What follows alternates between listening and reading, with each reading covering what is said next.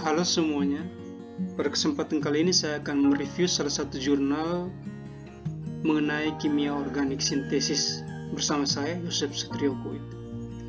Jurnal yang saya gunakan berjudul Carbon Catalyst Enantioselective Synthesis of Gamma Keto-Beta-Silyl Ester and Amides. Nah, jurnal ini dipublish di Organic Letters. Jurnal ini diterbitkan pada tahun 2020 Desember kemarin.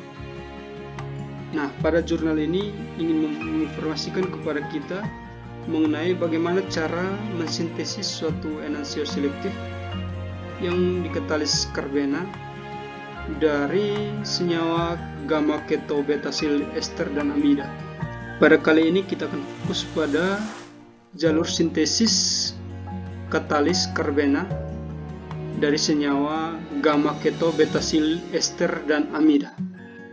Langsung saja ke jalur sintesisnya, dimulai dari senyawa 1 yaitu suatu ester asetat direaksikan dengan senyawa 2 yaitu gamma silyl enon dengan menggunakan reagen NHC, DBU, THF, kemudian menggunakan reagen DBU dan suatu nucleophile sehingga menghasilkan senyawa 3 yaitu suatu ester gamma keto betasil karboksilat. Nah, ketika peneliti melakukan variasi menggunakan senyawa 2A yang mirip-mirip dengan senyawa 2 dengan menggunakan reagen yang sama namun ditambahkan sedikit metanol sehingga menghasilkan senyawa 3A, di mana senyawa 3A juga sama dengan senyawa 3. Kemudian peneliti memvariasikan senyawa 1 menggunakan senyawa 1A yaitu suatu ester asetat juga direaksikan dengan senyawa 2 menggunakan reagen yang sama sehingga menghasilkan senyawa 3. Nah, dari sini peneliti menyimpulkan bahwa senyawa 1A dan senyawa 2 itu bagus untuk mensintesis suatu senyawa ester gamma keto beta-silyl karboksilat. Pada skema sintesis senyawa 3 dimulai dari senyawa 1B yaitu suatu ester asetat direaksikan dengan suatu karbena sehingga menghasilkan suatu senyawa intermediate di mana pada posisi ini asetil mengikat suatu NHC. Suatu asetil mengikat suatu NHC. Kemudian direaksikan ditambahkan dengan suatu basa sehingga menghasilkan suatu enolat yang terkecil. Ini merupakan enolat dasar atau material dasar.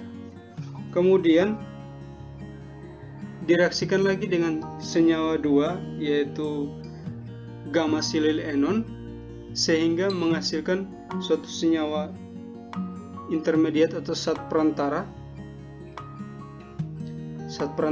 pada posisi ketiga ini.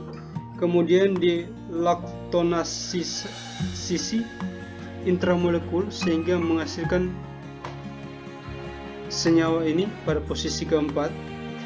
Nah, di posisi ini akan mengalami pemutusan pada ikatan CC sehingga melepaskan suatu karbena dan menghasilkan suatu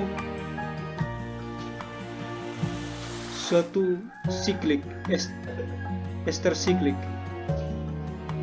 Suatu ester siklik. Setelah itu direaksikan dengan suatu nukleofil sehingga membuka cincin ester siklik ini menjadi senyawa 3 yaitu senyawa ester gamma keto beta-silyl karboksilat.